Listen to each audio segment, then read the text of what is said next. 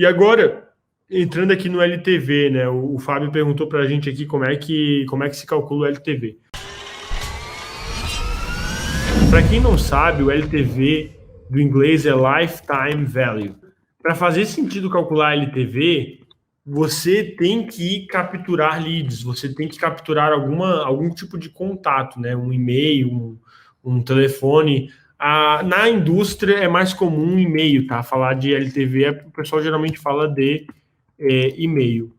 E o lifetime value, ele tem que ser o valor do lead na sua base ao longo do tempo. Então, toda interação que o lead tem com o seu site tem que levar em conta no LTV. Então, como é que você calcula o LTV? Você tem que ter alguma tecnologia de mensuração da receita do usuário nas campanhas. Então, se você faz campanha paga ou se você faz campanha orgânica, se você tem tráfego orgânico, você precisa saber quanto que aquele usuário que aterrissou no seu site, quanto que ele gerou na primeira interação. Então, eu vou chamar aqui de RPNL, aqui, que é quanto de receita que esse usuário gerou a hora que ele se tornou um lead.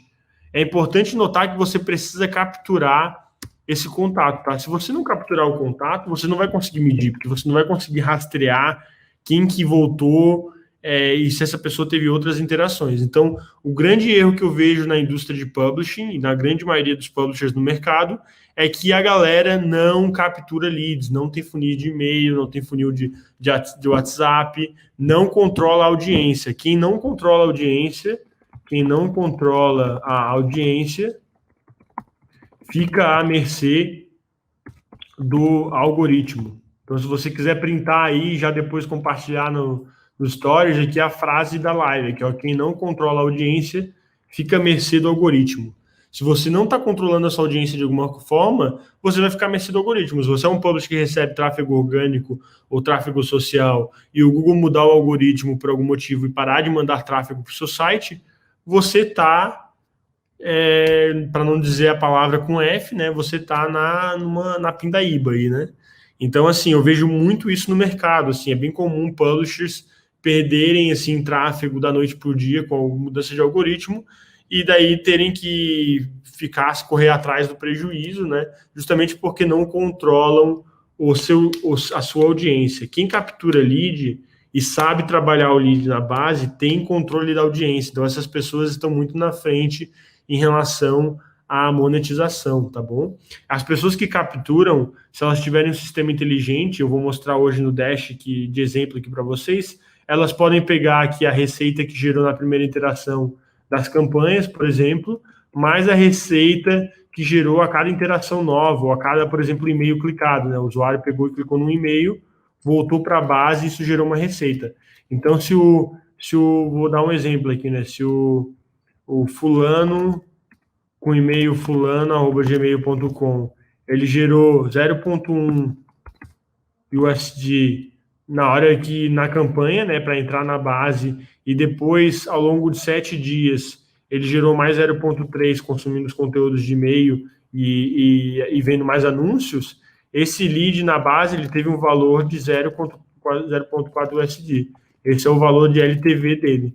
Se você pegar a média de todos os leads da sua base, você vai ter o seu LTV médio.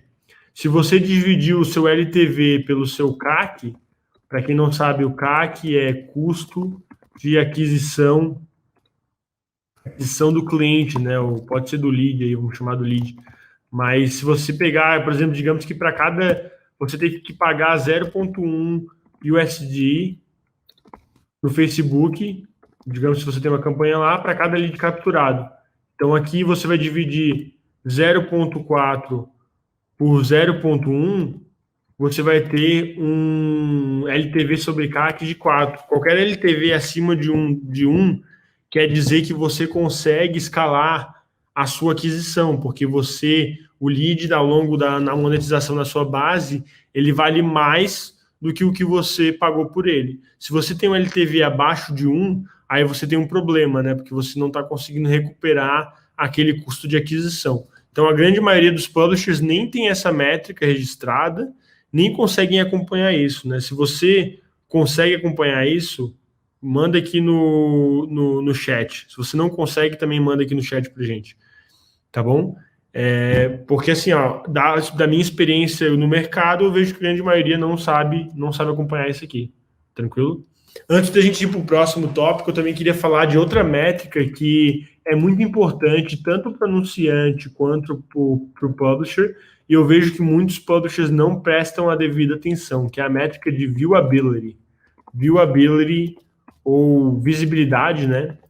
É uma métrica que fala sobre se os anúncios do site são vistos ou não, né? Então, viewability basicamente é definido como o anúncio ele é visto quando 50% do anúncio na tela por pelo menos um segundo. Então, essa é a definição de viewability para display ads, tá? Para display ads. Para vídeo, se eu não me engano, é 2 segundos aqui, tá? Para vídeo é 2 segundos. Essa métrica é muito importante porque quanto maior a sua viewability, maiores as chances do anunciante pagar mais para querer aparecer no seu site. Se você tem uma viewability de menos de 50%, isso é muito crítico, tá? É uma viewability muito ruim.